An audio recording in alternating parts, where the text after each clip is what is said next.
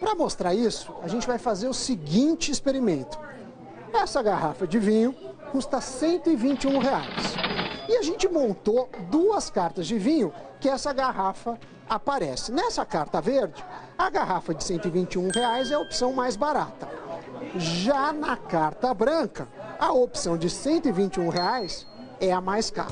Eu vou pegar as cartas, vou conversar com as pessoas e vou perguntar qual vinho elas escolheriam e por quê. Com licença, posso me sentar? Começamos com a carta branca, a mais barata.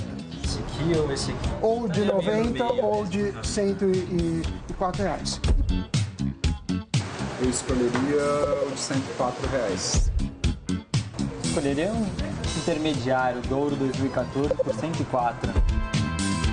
Eu escolheria também esse 104. Eu iria, bom, não vou pegar o mais caro e nem o mais barato, vou pegar um do meio. Entre o mais barato e o meio do caminho, a diferença absolutamente é pequena. E eu também não conheço muito para também pegar o mais caro, então a gente acaba escolhendo do meio do caminho. É verdade. Esses R$ 17 a mais para o 121, você achou que não seria necessário gastar. Então parece mais caro esse daí. Parece. Agora, o teste é com a carta verde, a mais cara. 207 eu acho meio caro pra pagar no vinho, falar a verdade. Aí 121, eu falo, se tem um 145 deve ser um pouquinho melhor, então vamos no 145.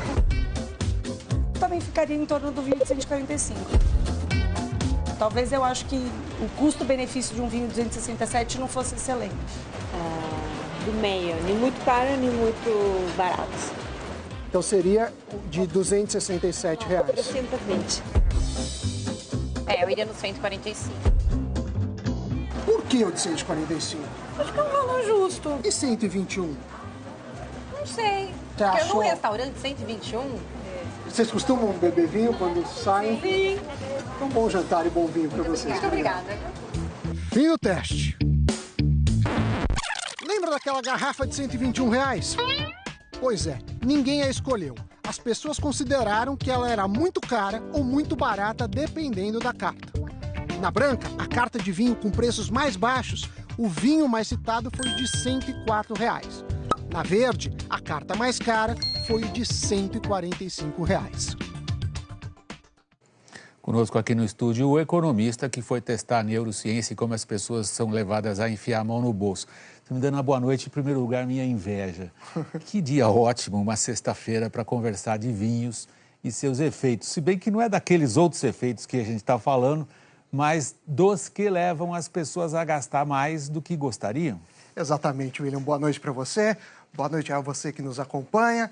Seguinte, a gente preparou aqui a primeira dica, ou pelo menos o primeiro mecanismo. O que acontece? A pessoa tem medo ao escolher o vinho, que escolhe algo muito barato, economizou, mas pode se revelar o produto, no caso o vinho, uma porcaria. Agora, tem outro medo, que é pagar caro demais. Você compra o vinho, foi no mais caro, e aí você descobre que pagou 3, 4, 5, 6 vezes. Então, são os dois arrependimentos, a pessoa acaba escolhendo Mas aí do meio. a decisão até agora está absolutamente irracional, porque ela está baseada em custo-benefício. Não é totalmente racional. Por quê?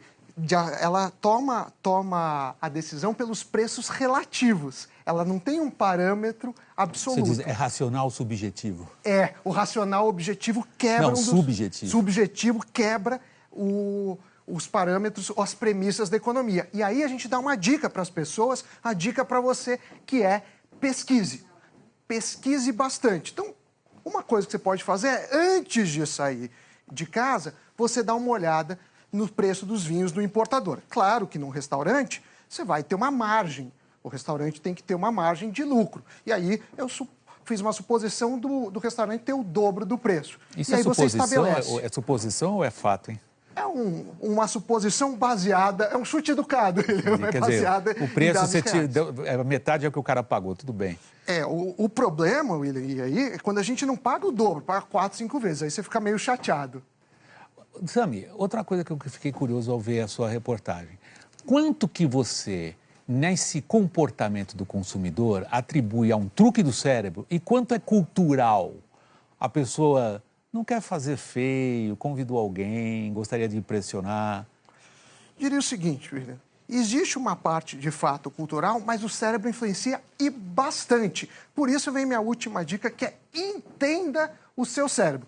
Claro que em algumas culturas isso vai pesar mais ou menos, mas o cérebro prega peças. E aí você deve entender como o seu cérebro funciona para evitar essas armadilhas. Já ouviu aquela história que a pessoa, quando está solteira, na fossa, não deve ligar para a ex-namorada e depois se arrepende?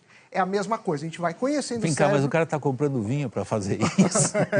Aí é outro problema. Mas a gente tem que usar o cérebro um pouco antes para antever os nossos desafios e não se arrepender depois. Ou seja, antes de comprar vinho, use o cérebro.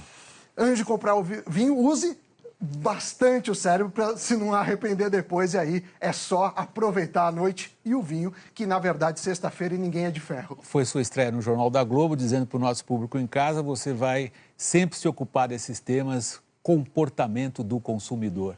Pois é. Estamos esperando a próxima então, Sam. Foi um prazer, uma honra. Até a próxima. Tchau, tchau. Toda nossa. Muito obrigado. Boa noite.